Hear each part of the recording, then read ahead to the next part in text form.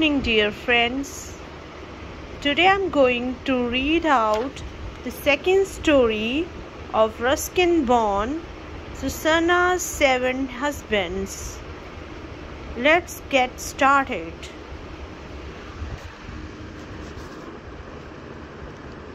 Susanna's 7 Husbands by Ruskin Bond. Locally, the town was known as the grave of the 7 times married one. You would be forgiven for thinking it was Bluebeard's grave. He was reputed to have killed several wives in turn because they showed undue curiosity about a locked room. But this was the tomb of Susanna Anna Maria Yates, and the inscription stated that she was mourned by all who had benefited from her generosity, her beneficiaries having included various school orphanages and the church across the road. There was a sign of any grave in the vicinity, and presumably her husbands had been interred in the old Rajpur graveyard below the Delhi Reach. I was still in my teens when I first saw the ruins of what had been a spacious and handsome mansion.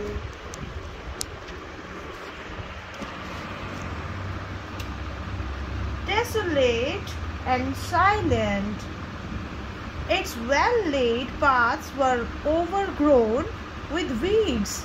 Its flower beds had disappeared under a growth of thorny jungle.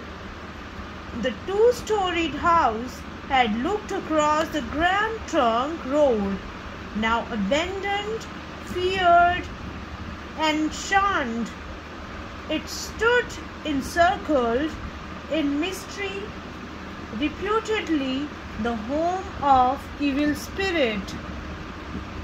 Outside the gate, along the Grand Trunk Road, thousands of vehicles sped by: cars, trucks, buses, tractors, pull-up cars. But few noticed the old mansion or its mausoleum, set back as they were from the main road, hidden by mango, neem, and peepal trees. One old and massive peepal tree grew out of the ruins of the house, strangling it much as its owner was said to have strangled one of her dispensable paramours. As a much-married person with a quaint habit of disposing of her husbands, whenever she tried of them, Susanna's malignant spirit was said to haunt the deserted garden. I had examined the tomb. I had gazed upon the ruins. I had scrambled through shrubbery and overgrown rose bushes. But I had not encountered the spirit of this mysterious woman. Perhaps at the time I was too pure and innocent to be targeted by malignant spirits, for malignant she must have been if the stories about her were true. No one had been down into the walls of the ruined mansion. They were said to be occupied by a family of cobras traditional guardians of buried treasure. Had she really been a woman of great wealth? And could treasure still be buried there? I put these questions to Naushad, the furniture maker, who had lived in the vicinity all his life, and whose father had made the furniture and fitting for this and other great houses in Old Delhi. Lady Susanna, as she was known, was much sought after for her wealth, recalled Naushad. She was no miser either. She spent freely, reigning in state in her palatial home, with many horses and carriages at her disposal. You see the stables there, behind the ruins.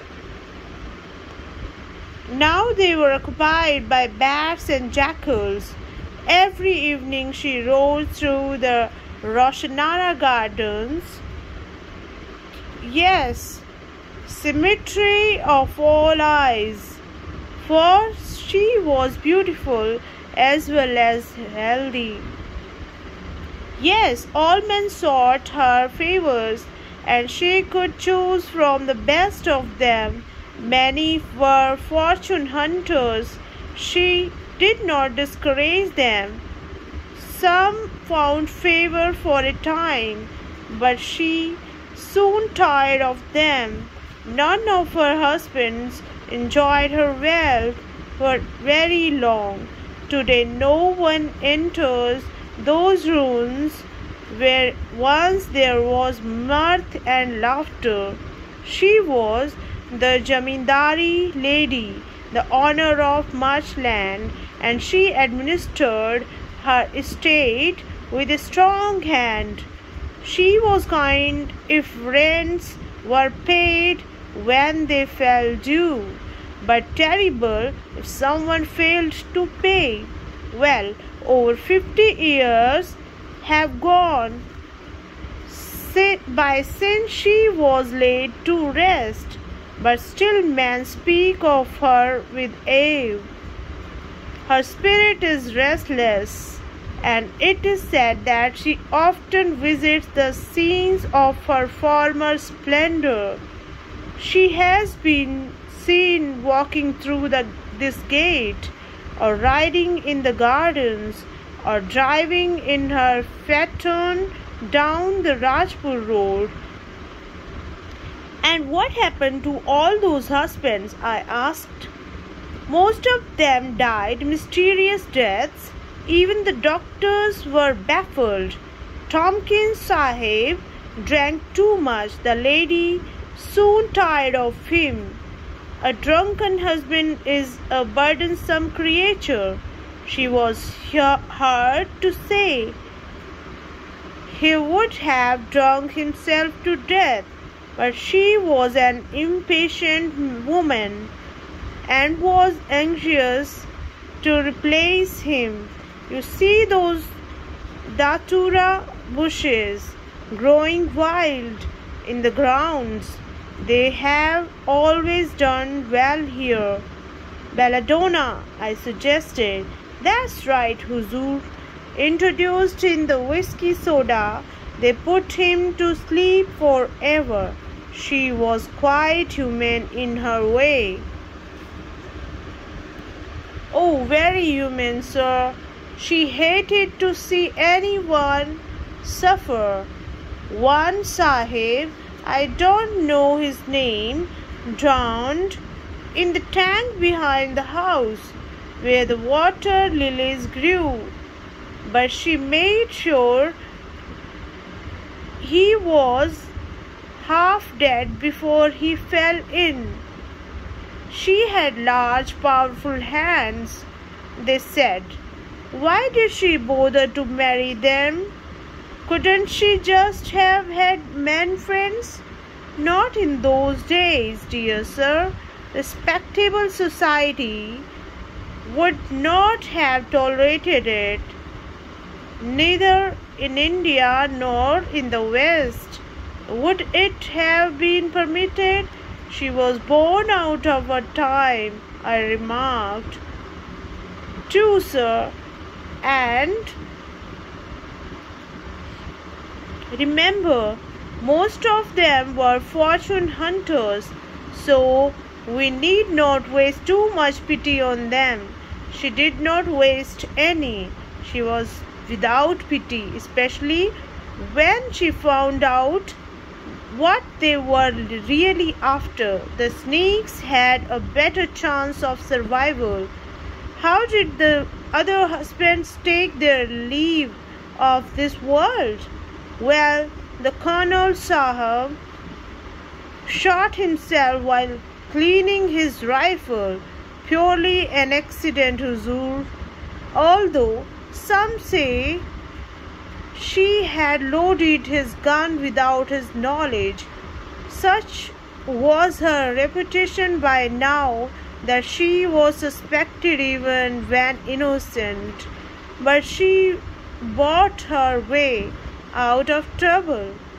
It was easy enough. If you were wealthy. And the fourth husband? Oh, he died a natural death. There was a cholera epidemic that year, and he was carried off by the Hajj. Although again, there were some who said that a good dose of arsenic produced the same symptoms. Anyway, it was cholera on the death certificate, and the doctor who signed it was the next to marry her.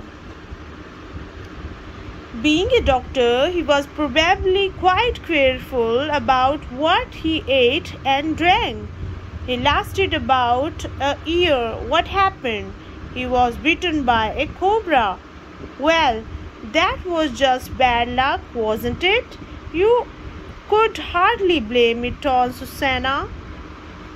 No, Huzur, but the cobra was in the bedroom. It was coiled around the bedpost, and when he undressed for the night, it stuck. He was dead when Susanna came into the room an hour later.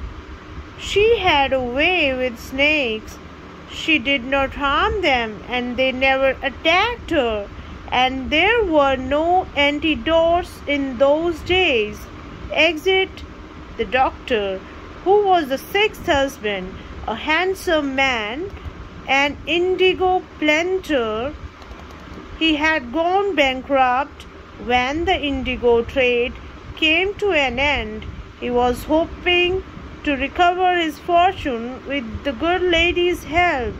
But our Susanna, ma'am, she did not believe in sharing her fortune with anyone. How did she remove the indigo planter? It was said that she lavished strong drink upon him, and when he lay helpless, she assisted him on the road we all have to take by pouring molten lead in his ears. A painless death, I'm told, but a terrible price to pay, Huzur, simply because one is no longer needed.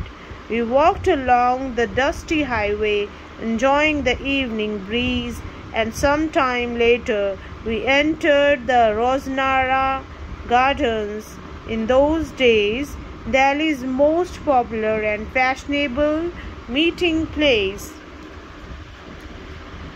You have told me how 6 of her husbands died, Noshad. I thought there were 7. Ah, a gallant young magistrate who perished right here, Huzur. They were driving through the park after dark when the lady's carriage was attacked by brigands. In defending her, the gallant young man received a fatal sword wound. Not the lady's fault, Naushad.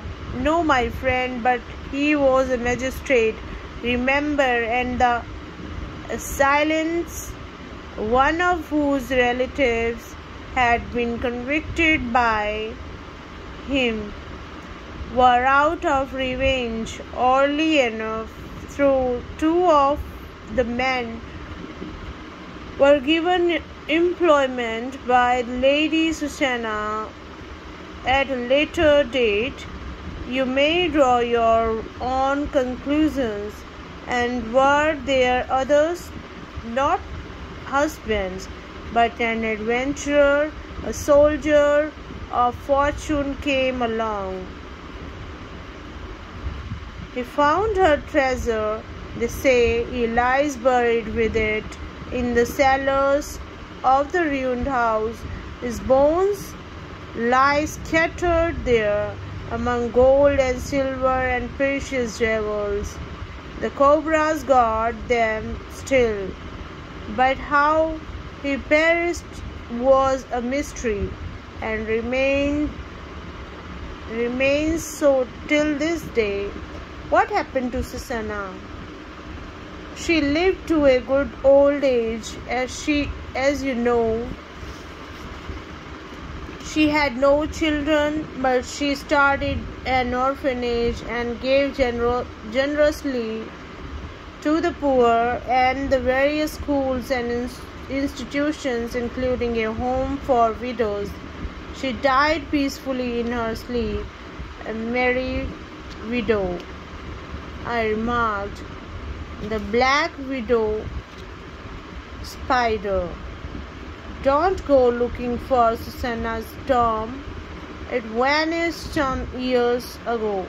Along with the ruins of her mansion, a smart new housing estate came up on the side, but not after several workmen and a contractor succumbed